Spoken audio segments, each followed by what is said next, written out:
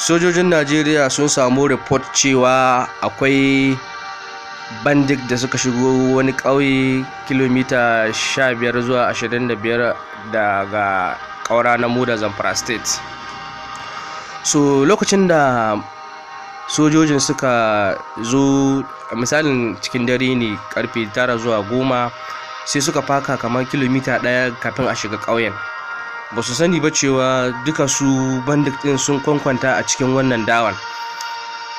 So lokacin da suka gaya ma sojoji cewa akwai bandit a cikin dolin ƙaura, ashe sun haɗa kai ne da informomi da su yi wannan kiran zuwa ga sojoji. Lokacin da sojoji suka faka, dama idan suka zo a tactic na yaƙi ba za ka shiga cikin gari ba, bayan kuma akwai 'yan ta'adda ba ka san inda za ka same su ba. Dole za ka ɗan yi fakin ne kafin ka ga yadda za ka shiga garin.